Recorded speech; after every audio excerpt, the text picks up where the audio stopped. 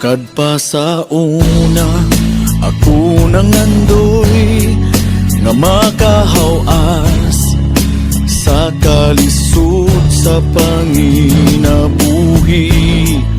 Apanon saon nga pobre man lang ang